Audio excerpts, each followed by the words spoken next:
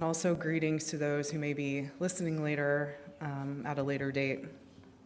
I just want to take a moment to invite everyone to just arrive fully. Take a moment to feel what you are carrying. For many unfinished conversations, quiet worries, fears. You don't have to set them aside. You can bring them consciously into this sanctuary.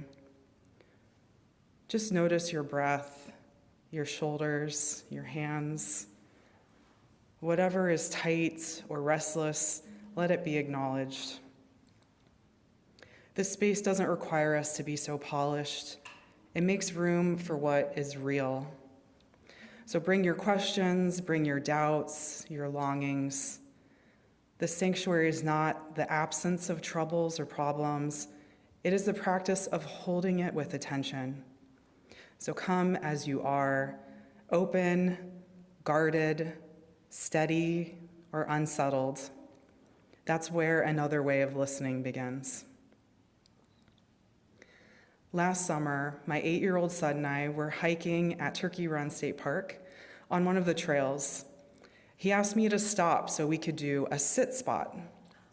We stopped and sat on a mossy log together on the side of the trail, and he explained to me what a sit spot was. He had learned this from a wilderness awareness program he participated in and demonstrated that we sit and try to listen to all of the noises that we can hear. The first 30 seconds went well, but I quickly found myself wondering how much extra time we were adding to our hike by doing this. We still had so many miles to go. Will the mosquitoes and bugs bite us more if we stop than if we were walking? I went on to learn that a sit spot is a practice where you go to the same spot in nature, or this can be modified and done indoors, and listen to every single sound you can hear. The loudest, the quietest, the furthest away. It helps us to slow down our minds and expand our awareness and capacity to hear with our whole body. After a while, I realized that my thoughts had finally stopped, and I felt a deep stillness within my chest and began to notice those nuanced, quietest sounds begin to emerge around me much more than when we were hurriedly hiking, including the sound of a small scurrying that was close to us. We turned and saw a beautiful, healthy, orange, broad-headed skink on another log near us. As we were watching it, it was clearly watching and evaluating us back. As each of us were looking at each other in some sort of interspecies moment. And it was in that moment that the skink winked with a smile and scurried away.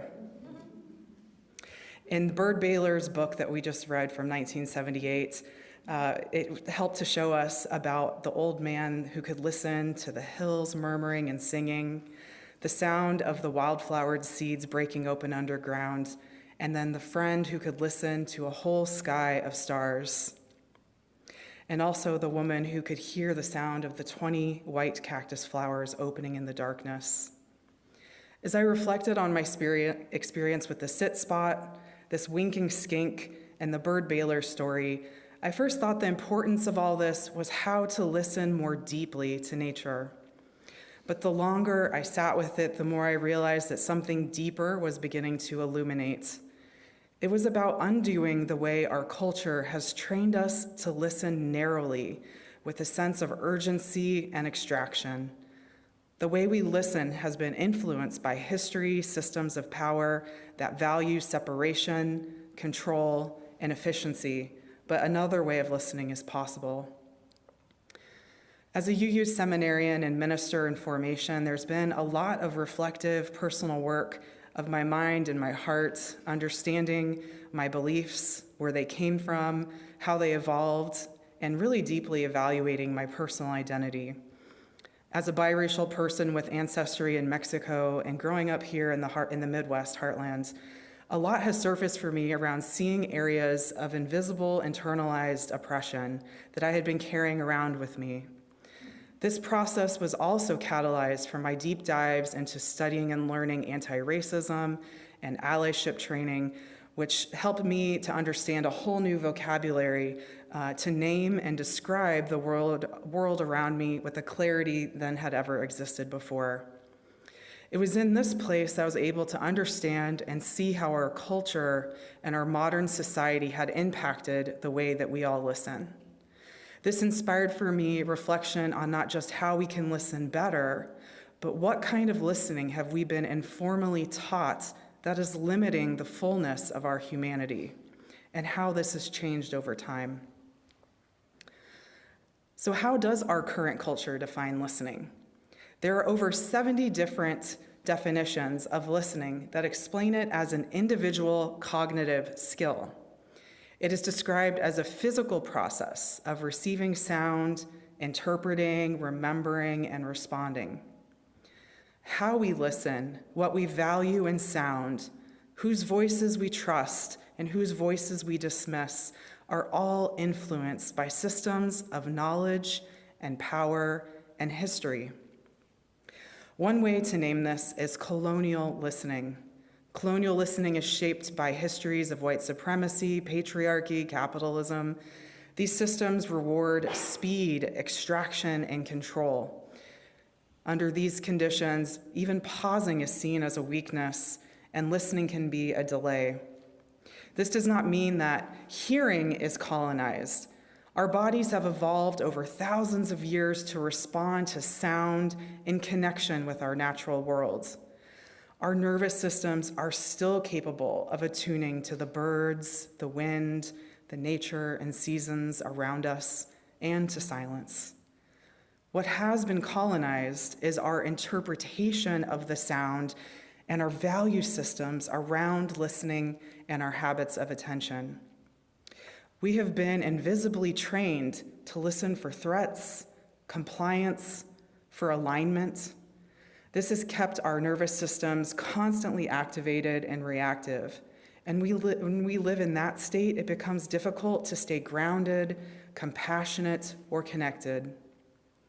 So in this context, deep listening becomes an act of resistance. To listen deeply is to refuse the pace of extraction. It's refusing to treat people, land, or even sound itself as something to be consumed. Decolonizing our listening begins with understanding listening as a cultural and relational practice, not just a physical one. It means noticing how urgency, hierarchy, and control has impacted our attention. It means unlearning habits that disconnect us from our land, from each other, and from ourselves. But this unlearning is also a remembering. Across many indigenous traditions, listening is understood not as an individual skill, but as a relational and ethical practice. In Australia, this can be seen through the relationship between the Dadiri and the songlines. Dadiri, a concept from the Aboriginal people, is often translated as deep listening, but it means much more than listening to the words. It's a kind of ancestral, reverent listening that gives respectful attention to land, spirit, silence, and to our relationships. This way of listening makes the songlines possible. Songlines are ancestral pathways across the land that are remembered and kept alive through the connection to the land through song. They are said to be encoded with history, geography, and responsibility. Some songlines are local routes, while others extend hundreds or even thousands of miles, crossing deserts, rivers, mountains, coastlines, together forming networks that span much of Australia. Songlines are not songs that are just heard. They're pathways that are listened to, walked, and cared for. People would use songlines to navigate the land by singing and listening. Each verse describes landmarks, water sources, directions, and changes in the terrain. By knowing the songs in the correct order, a person can travel long distances accurately, even across unfamiliar territory, using their listening, their memory, and their relationship with the land, rather than maps or written signs. Across Native American, Maori, Andean, and East Asian traditions, listening is a multisensory, embodied, and it's also spiritual. It's something you live, not just something you do. In Audre Lorde's 1977 essay, Poetry is Not a Luxury, she writes about Black, ancient, and non-European ways of knowing as a part of reclaiming lived experience, and says that if we learn to cherish our feelings and respect the hidden sources of our power, that is where real knowledge and lasting action comes from. In other words, when listening is rooted in our body, in feelings and relationship, it becomes a source of meaningful change. So decolonizing our listening then means expanding what listening looks like. Listening is not the same as hearing. Listening is not the same as verbal processing. It's not the same as stillness, eye contact, or attention in one specifically approved form. Our bodies listen, the land listens, our communities listen, different nervous systems listen in different ways. If we look closely at the natural world, we can see that ears are not even the only way to listen. Spiders do not have ears or even eardrums. They sense vibrations through the tiny hairs on their legs, reading the web like an instrument. Snakes do not hear the way that humans do. Vibrations travel through the ground into their lower jaw, and from there into their inner ear. And jellyfish have no eyes and no ears, and yet they survived for more than 500 million years. They sense movement, pressure, light, and shifts into the environment. They orient themselves without the organs we assume are necessary. Listening, in other words, is not confined to one structure. It's not limited to one sensory pathway.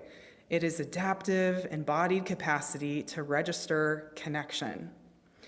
When we assume listening must look like stillness, eye contact, nodding, or verbal affirmation, we narrow something that is far older and far wiser than modern definitions.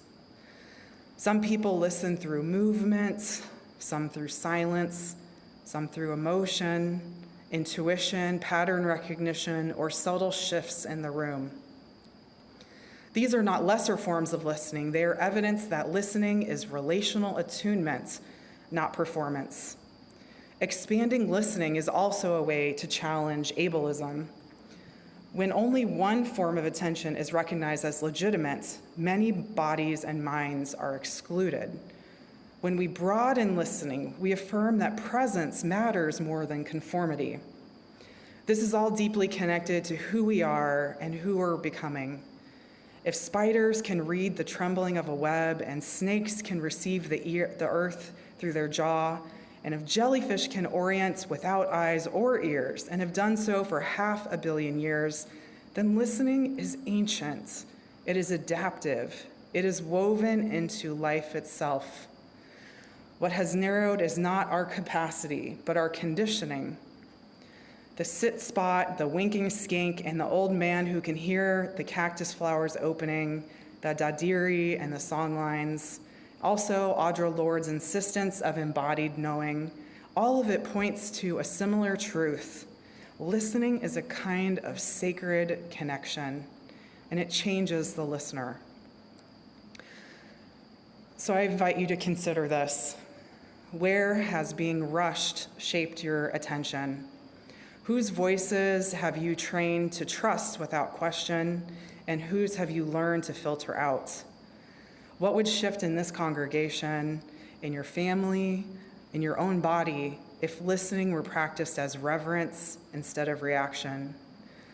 What might it mean this week to pause before responding, to notice the quietest sound in the room, and to feel the ground beneath your feet as something speaking? What might it mean to trust that different bodies listen differently and that presence does not always look the same? To practice another way of listening is to slow the nervous system in a culture that monetizes speed. May this community continue cultivating listening in a way that restores dignity, deepens courage, widens compassion. May we listen in ways that allow the hills to murmur, the cactus flowers to bloom into the dark, and each other to be fully heard. Before we end, let us practice this together. For 1 minute, we can try a brief sit spot right here. So if you feel comfortable, I'd invite you to close your eyes, but you don't have to. You do not need to change your posture, just allowing your body to settle.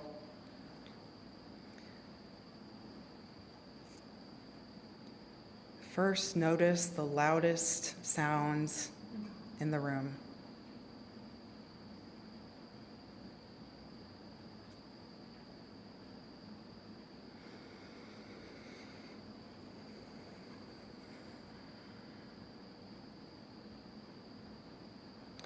Then notice the quietest sound you can detect.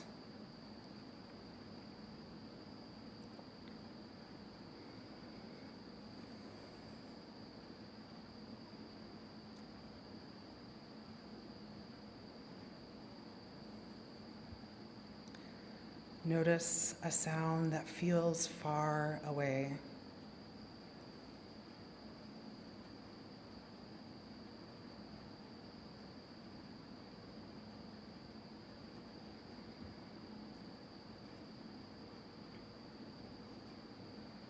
Include the sound of your own breath.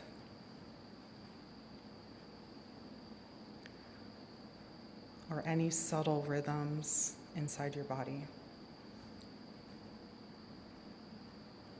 If thoughts arise, let them pass like wind through the trees, returning to listening, not trying to fix, analyze, just to receive.